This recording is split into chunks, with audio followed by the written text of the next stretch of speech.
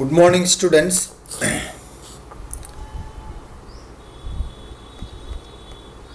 We just continue for the fifth semester for isolation of compound after extraction, in which we have seen in the last class about the TLC in a very short form. The same type today we are going to see about the paper chromatography. Even we have discussed about what is the advantages of paper chromatography towards the TLC, and as well as what is the advantage and disadvantages of paper chromatography against TLC in corrosive materials. Like that we have discussed certain things in the last class. This is also we are going to discuss in a short manner, but it will be helpful when you are referring more and reading certain books more will increase your knowledge, and as well as doubts can be cleared very easily. And even we are doing in the practicals of separation of mixture of amino acids and how to determine by qualitative method by comparing with the standard also can be performed. I hope if the specified time, I think we will finish in the lab, that time it will be more understanding. But anyhow, the principal part and as well as writing about the theoretical part is also very important for any type of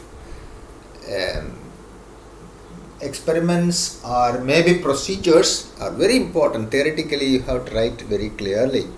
Especially we have discussed about thin layer chromatography in detail in the last class. Now we are discussing about paper chromatography and how much I can reduce. I have reduced to make a point of examination point of view. So this is a picture which shows how an paper chromatography can be done in a cuboid type of developing chamber. Even we can do it by the beaker of 250 ml or even 100 ml beaker, which is available in our lab, and without beakless beaker is also available to make the chamber to be saturated and not to escape of the vapors of the mobile solvents can be prevented if you are using beakless beaker. I think beakless and beak with beak beaker, you may be knowing what you have seen in the lab. And now you see this picture, there is a lid and as well as a solvent friend also. After running the solvent from against the gravitational force, from the bottom we have kept the mobile solvent, and the paper is hanged with a glass rod and a clip which is hanging in the chamber, which can be visible very clearly. This is a type of ascending type of paper chromatography. We have descending type of paper chromatography, we have ascending and descending together type of chromatography, and also we have circular chromatography and also paper chromatography, and also we have two-dimensional, three-dimensional type of chromatography can also be for two-dimensional can be followed in paper chromatography. So this all things can be seen, what is these types and what is the difference and what is the basic principle behind. This is also the same thing in little more detailed picture, which shows that how you are having a thread and a clip and hanging the paper, and the baseline where you kept the spot should be above the solvent or solvent level which you kept in the mobile solvent as shown in the picture. Spotting line or a spotting of the sample, or even keep if your standard and sample can also be kept in two spots for comparing their RF values. And solvent tank means there is a developing tank, and also you can see there is a filter paper which you used as a stationary phase and which is made up of cellulose. That's what we have discussed before. And also the solvent friend, even after running, it is very important for you to note it down, the solvent friend. And the spot, if it is moving, then you have to calculate the distance traveled by the sample, and the distance traveled by the solvent which have been shown in the picture. So that we can find out, we can make the retention factor, that is RF value, can be determined as we have discussed in TLC. Same thing for qualitative test, which we have discussed in TLC, like RF value is equal to distance traveled by the solute divided by the distance traveled by the solvent. Otherwise you can say that distance traveled by the sample or the standard divided by the distance traveled by the mobile solvent, that will be seen at the RF value. The same system can be followed in paper chromatography also. Paper chromatography is carried out by specially designed filter paper, usually Wattman filter paper which we are using. And generally paper chromatography refers to the partition principle. Actually we have discussed in the class previously also. I have told about it, is why we are telling as partition principle. Paper looks as a solid and a solvent system which is kept in the bottom is a liquid. So we have discussed that if the solid is a stationary phase and a mobile phase is a liquid, then it should be worked in adsorption. Or it can be, if suppose a gel is present as a solid and as well as a liquid, then you can say gel permeation chromatography or molecular exclusion chromatography. How come this is partition chromatography? Because partition chromatography means there should be two liquids. Two immersible liquids can only have the solute distribution between both of them. So in that case here, where is the liquid? The stationary phase. So here we have discussed that is cellulose. The paper is made up of cellulose. Cellulose is always surrounded by water molecule which cannot be visible, and it will be present there, which will act as a stationary phase. So that will be the aqueous phase. And the mobile phase which you are taking low polar solvent or a mixture of gradient level of mixture of solvents, if you are taking as a mobile phase, that will pass through the stationary phase of the aqueous medium which is surrounded by the cellulose molecules in the paper. So there is two liquids are there. Stationary phase is also a liquid and the mobile phase is also liquid when you are saying in detail about the chemistry background of the paper which you have used. So the place it works in the partition chromatography. So whenever somebody asks about what is the principle behind the paper chromatography, strongly you can say it works in partition chromatography, but you should say why and how you are saying that it is partition chromatography. And also it can work in adsorption if we are coating with the paper with alumina or silica, or if you are going for ion exchange resin, then it will work in ion exchange chromatography. Or if you are impregnated or coating with an Sephardex, or then it can work in a molecular exclusion chromatography. This we have discussed even in the TLC also. Thin layer chromatography also can be changed into various principle of sector by means of the changing the stationary phase. So stationary phase and the mobile phases in the chromatography makes them to follow the principle behind a chromatography. So this is what the student should understand. So basically the paper chromatography works in partition principle. And also when you ask TLC, it also basically it works in adsorption. Why? Because always TLC we are using silica gel, ready-made silica gel or alumina. They are solid stationary phases. But if you are changing the coating material for another one, even cellulose can be coated in a glass plate for a TLC. So that is also, it can work in a partition chromatography. So that is what the student should understand. What is the principle of a chromatography? Somebody asks a question, you should be able to write clearly the principle part. Don't write this or that can be followed. So this or that can be followed if you are writing how and in which condition it can be followed is very important for you to explain it in the answer.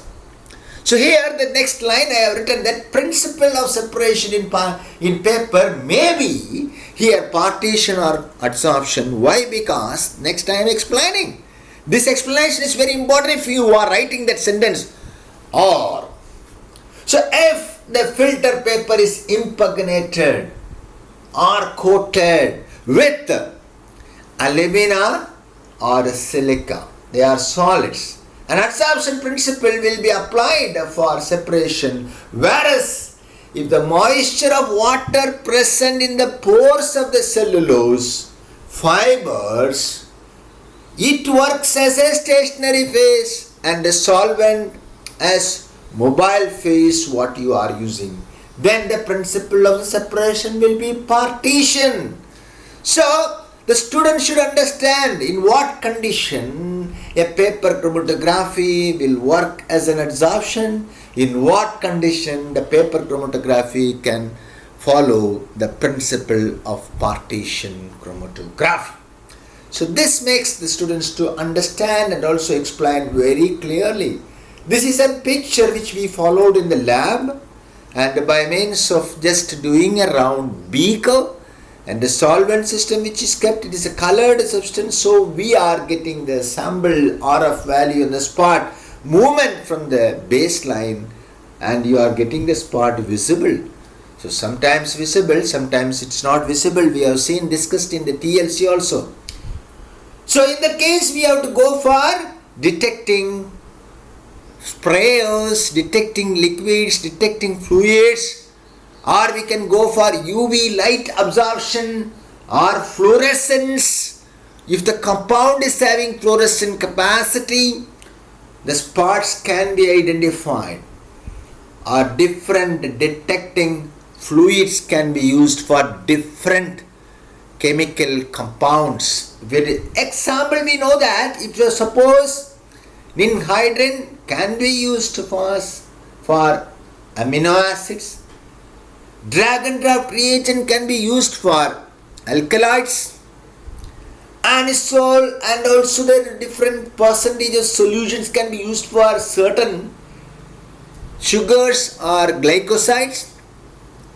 So various compounds, various prayers, various identification, chemical reaction, compound and detecting color formation of the spot can be identified. So various type of even filter paper are used for paper chromatography.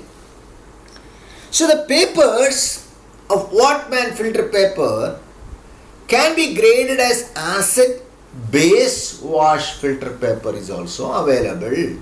So the stationary phase effect is differentiated by what type of compound you are going to separate, whether an acidic or a basic compound, alkaloids or your phenolic compounds. If you are separating, that can be used or that can be performed by using this type of acid or base filter papers. And paper also can be modified by glycol, formamide, methanol, glass fiber type papers are also available, and hydrophobic papers with OH group can be acylated by acetic acid acylation, dipping in acylation, acetic acid can also be used for various purpose and used in various techniques. The principle can be changed for separation of a compound, of a mixture of compounds. A paper can be impregnated with even little last slide itself we have discussed about alumina or silica or ion exchange resin. So it's clear. Suppose if it is coated with silica or alumina, they can go for adsorption type of chromatography. If it is coated with this ion exchange resin, then you will get ion exchange chromatography can be followed. Even if you coat with Sephadex or dextrin, so that it can work by means of gel permeation or molecular exclusion chromatography can be followed. The size of the paper, this depends upon the chamber which you are using. What the size of the beaker or size of the chamber, type of the chamber, type of the chamber which you are using. And also even we can use a side by filter paper for saturation, or you can keep close the beaker by means of a lid and keep for some time when you are adding and you are keeping the selected solvent system in the developing chamber. So you can see the size of the filter paper should be suitable for the size of the chamber which you are selected, and apply the sample with a capillary tube or micropipette. Suppose if you are going for a quantitative estimation, it is necessary for the students or the researcher to make use of micropipette, which can measure what is the ml, what is the amount of substance you have kept for sample in separation. The sample should be dissolved in the mobile solvent, mobile phase which you are using, and it should be applied with a low concentration with a small zone for the separation. In the mobile phase, the pure solvent or mixture of the solvent or a buffer solution can be used. These all things depend upon the researcher and as well as depend upon the condition of the laboratory, and also depend upon the chemical which you are interested to separate. What is the compound? What is the secondary metabolite, or what is the isolated compound which is interested for you to separate is also plays a major role of selecting the solvent system for mobile phase. There are many types of methods in paper chromatography itself, like that. There may be ascending, descending, circular, two-dimensional, ascending and descending types of different development techniques are there. Ascending development technique is conventional. Always we are also going to perform in the lab the ascending type against the gravity. When you are hanging the paper in the glass rod and touching the solvent system which is kept in the bottom, so the solvent will have to move against the gravity, as we have seen in the thin layer chromatography. Here also it moves through the paper by capillary action. Ascending development technique is conventional, which we are also going to follow in the lab, the same technique, in which the mobile phase moves against the gravity and the spot of the sample is kept in the bottom position. While in descending opposite, development mobile phase kept in the top of the solvent flows down the paper, like as shown in the picture. You can see mobile phase is kept in a tank, as you have seen in a green color, and I have marked there mobile phase tank. There is already, it is a developing tank. Inside you can see there is a mobile phase tank is kept in the top and a support for the paper which is hanging from the top, and the mobile phase moves with the help of the faster towards the gravity. Mobile phase runs down and the gravity will support for the movement along with the capillary action. So you can see the gravity is supporting for very faster separation can be seen in the descending type of paper chromatography. So here you have seen that while the descending development, the mobile phase kept in the top and the solvent flows down the paper. Here the sample is applied in the top and the development is fast due to the gravity assist the solvent flow. This is a picture to show you circular. Say we can use a petri dish, which you know very well what in microbiology, which is a big petri dish are available. Round Wattman filter paper is available. Petri dish, round Wattman filter paper, and see the picture, there is a red color line which shows a wick. Wick means nothing. It is also a small piece of filter paper which you are keeping in the center, and it will be just put a hole and keep it. A paper, a bit of paper, a small thin paper which is cut as a filter paper only. Usually sometimes cotton, but cotton may not work much clearly than a filter paper. So you can keep a filter paper only touching in the middle of the round Wattman filter paper and little small length, a 1 centimeter or a half a centimeter is sufficient, and it can just kept inside in this position as shown in the picture, and the wick will be inside dipped in the solvent system which is kept in the petri dish. How you are candling, how you are lighting the lamp or the velak kuttu velak, how you are lighting. We are keeping a thread to suck the oil and lightning.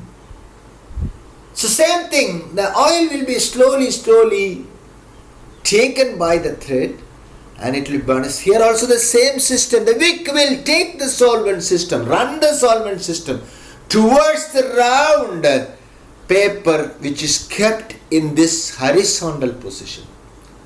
And once it reaches the paper, you can see the circular path of movement of the mobile solvent in the stationary phase of the round shaped paper.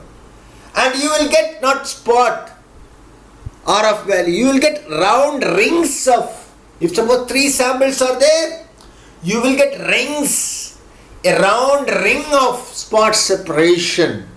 RF value can be identified.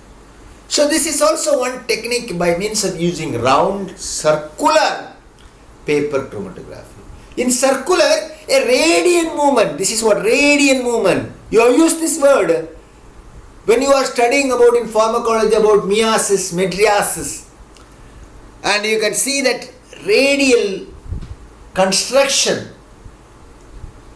of the nervous system present in the eyeball can make the pupil to shrink, meiosis. And mydriasis, that is called radial movement, the circular movement. The circular or the radiant development of the sample applied at the center of the paper, and the mobile phase flow through a wick at the center as I shown in the red color picture, and spread uniformly in all directions, in a circular direction. And the next one is two-dimensional. The two-dimensional development technique, the sample is applied in 2 corners and developed the paper in one axis, on the one axis, and then dried the paper, and after drying turn the paper 90 degrees and then run again. So you will get the spot.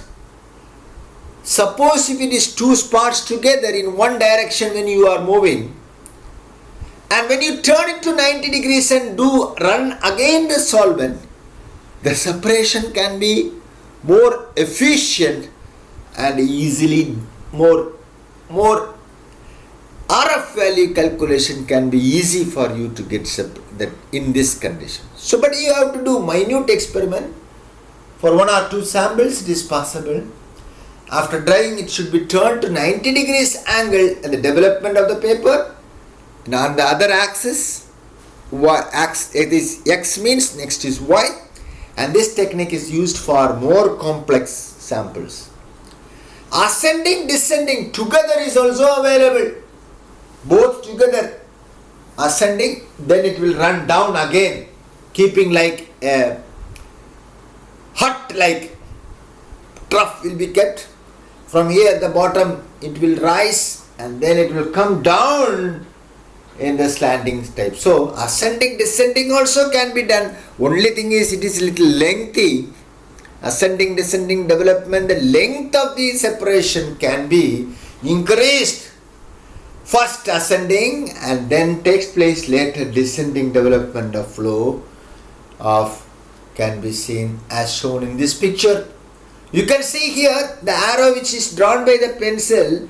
First it will move from ascending technique, goes to the top and comes down to the next side, and the separation will be taken longer, length is more, and you will get, this is called ascending descending technique of paper chromatography. And this is after the development of the chromatography. You need to see the spots and to calculate, and also RF value, that is you will be visualizing, and also we will be detecting agents, as we have seen in discussion about in TLC also can be applied for paper chromatography. Depending upon the compound which you want to detect can be used visualizing, or by means of detecting agents can be used. So there are two types, one is destructive type, another is non-destructive type. In that word itself you can understand, destructive means something which is irreversible. Once you are only qualitative test and we are just discarding the sample which is separated. But non-destructive type sample can be recovered. It is not destroyed by means of the sprayer or the reagents or which you have used for any techniques for the identification of the compound, like not for qualitative. Quantitative, the compounds can be recovered. Suppose the compound is very costly or more valuable compounds have to be done in the experiment, it is necessary for you to go for non-destructive type and you can recover the sample back for the other experiments. And in destructive type the sample cannot be recovered, it is irreversible or it will be destroyed due to the chemical reaction of the spraying reagent with the sample. While in non-destructive it is not so, the sample can be recovered. So what is the non-destructive method? It can be detected by UV chamber. It is not getting reacted. Only the light will react and you can see the visibility of the spot and calculate the RF value. Then you can recover the sample. Or densitometer, which is giving the density of the color intensity of the spot, that is also can be identified, used the densitometer method. Or iodine chamber can be used. Iodine can be recovered. It can be removed by means of other methods, and also the sample can be saved or it can be recovered. After development of the chromatography, this is what we have seen, and paper chromatography can be used for both qualitative and quantitative purpose. For qualitative purpose, RF value can be determined as we have discussed before. RF, that is retention factor, distance traveled by the solute divided by distance traveled by the solvent friend. And in quantitative purpose, there is qualitative RF value. Quantitative purpose, the density of the spot can be measured, or the spot can be eluted by using solvent and can be analyzed by conventional technique like spectrophotometric method, or any electrochemical methods can be used for identification of the concentration of the compound. The quantity can be identified. So there are many things have to be discussed in the paper chromatography, thin layer chromatography, and also students have to discuss, refer about what is its application, what is the difference. Always when you are studying, what is the difference between them, and also try to ask the doubts to the teachers so that it will be clear. When the doubts comes only, you are getting clear about the subject. So this is very simple subject, interesting subject, whichever you are going to use. This is a degree level, I am giving a small information, but when you are going for PG and your research level, you can go little more examples and what all the techniques can be followed easily, and it can be followed. It can be used for your various prospect of next steps. And now the next one, it should be HPLC, and this is also used in your syllabus. It's a wider one, but anyhow I will try to discuss as shorter, because your chapter is there are many other chapters also there. You cannot make full detail because you will be studying in detail in analytical chemistry. I will give some details as much as possible considered in the next class. Thank you. HPLC we will discuss next class.